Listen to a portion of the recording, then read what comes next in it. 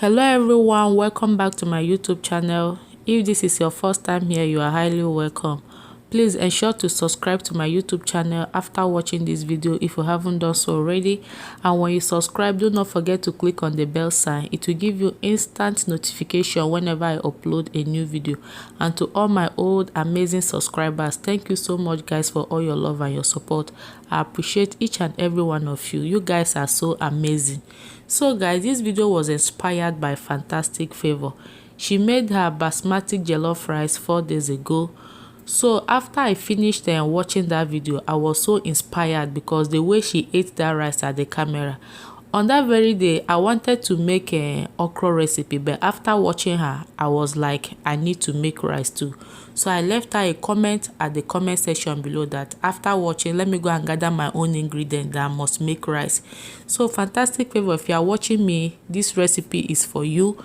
You actually inspired me to make this rice. Like on this very day, I wasn't ready to make rice, but the way you ate that rice, I was tempted to head over to my kitchen to make rice.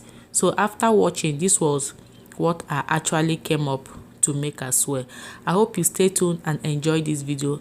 And guys, if you like the video, do not forget to give it a thumbs up, share with your friends and your family. So let me show you the ingredients. So here are the recipes that we'll be using for today's rice and beans jollof rice. I have over here my long grain rice. You can use any rice of your choice, either long grain or basmati rice. Here is my mackerel fish. I will be using just fish for this recipe. I don't want to use chicken or anything. I just want the mackerel fish. I love the taste of mackerel fish on my recipe. I have 2 organic eggs here. I have mixtures of blended peppers, tomatoes, ginger, garlic and onions here. I have my carrots, onions, frozen spinach. You can use any spinach of your choice, either the frozen or not frozen. I have this Goya seasoning. I have my salt. I have these black eye beans. I have my shrimps. If you don't have shrimps, you can substitute the shrimps for liver, diced liver. I have my crayfish, extra virgin olive oil, my cubes, turmeric.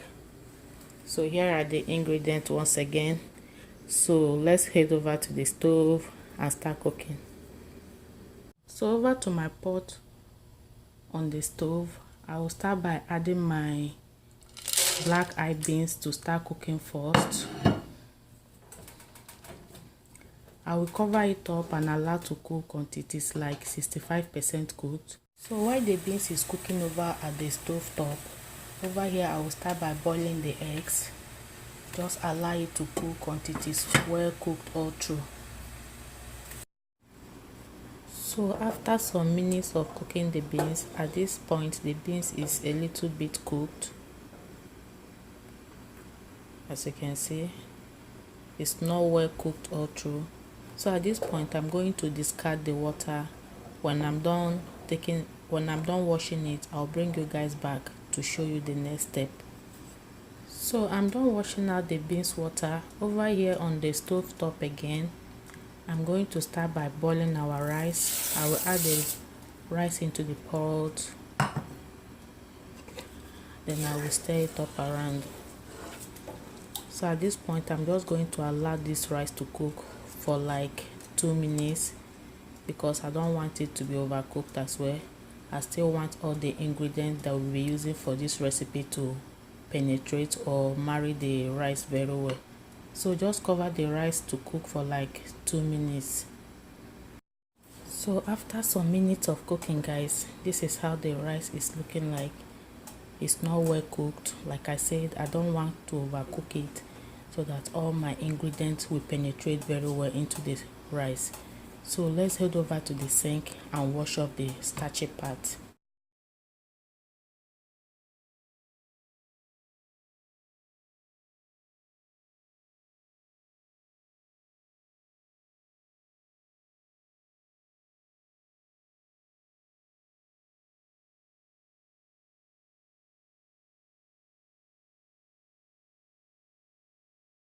So when you are done washing it, you set it aside.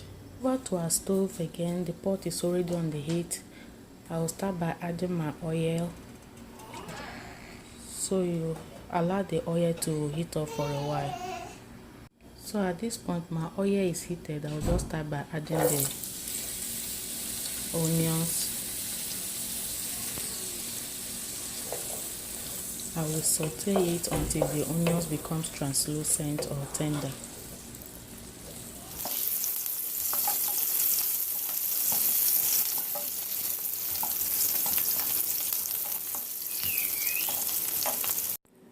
So guys, at this point I'm just going to add 2 extra cubes.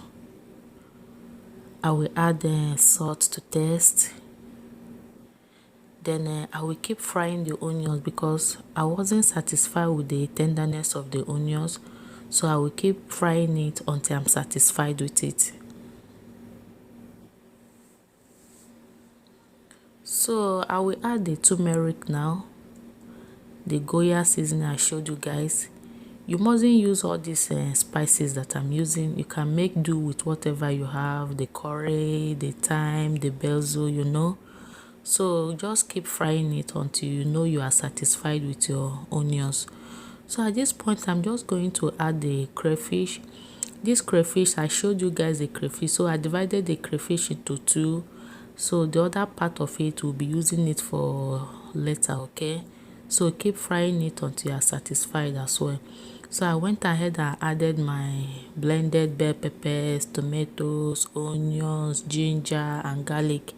So I added it, and then I will just keep stirring and keep frying it until it is well fried to my consistency.